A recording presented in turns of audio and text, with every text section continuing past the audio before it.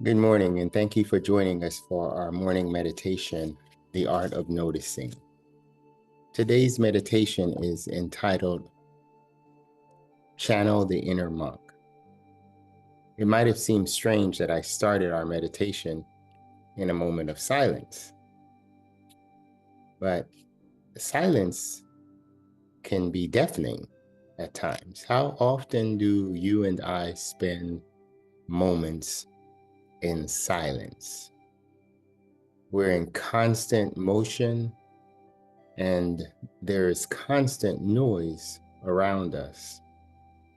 I heard someone say a few weeks ago, the silence is killing me. I invite you to center yourself as we listen to the meditation for today. Silence reports a resident of Quebec's Oka Abbey, the oldest Trappist monastery in North America. Silence is listening. Trappist monks are known for adhering to a vow of silence. This monk made his observations in writing through an email exchange with a reporter.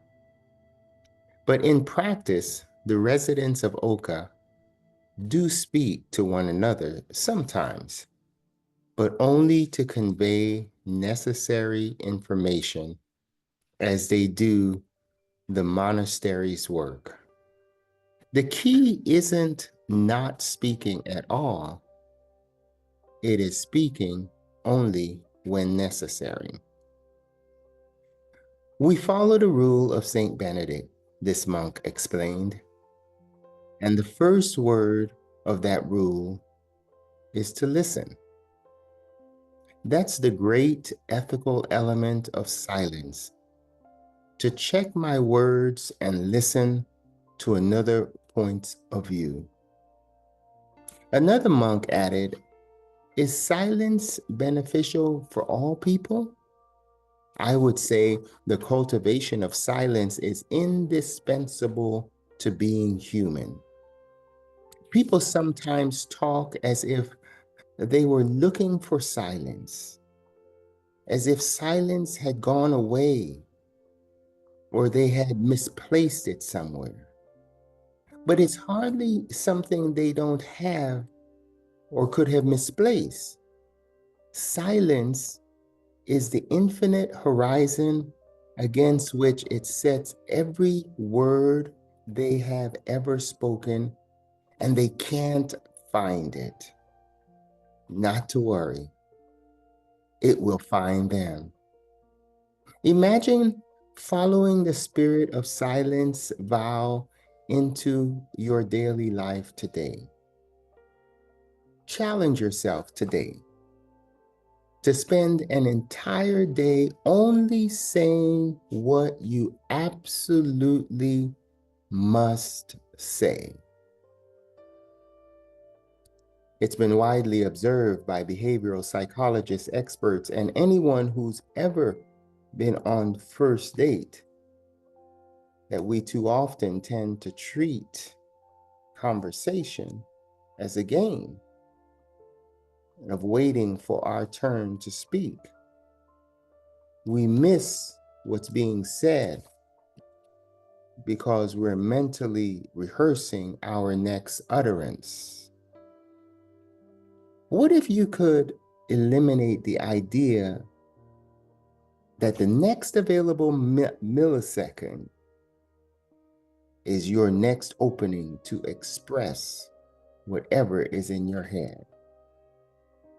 What if you were limited to say 50 spoken words tomorrow?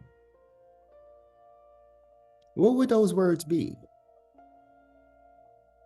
I think you'd listen quite differently. You'd attend quite carefully to every word you heard. You'd be attuned to what you must respond to and what you don't need to say. You might even discover that the less you say, the more you hear. Silence isn't an end game. It's a catalyst, an opportunity to discover truer things about the world outside or inside your head. I was at an event with a friend once, and throughout the whole process, I basically listened and I interjected infrequently.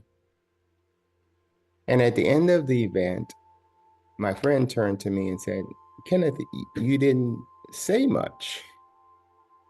And my knee-jerk response was, I didn't have anything to say. May the Lord bless you and keep you. May the Lord cause God's face to shine upon you. May the Lord look upon you with favor and grant you some silence today. Shalom. Thank you, Pastor. And thank you, Pastor. Thank you, Pastor.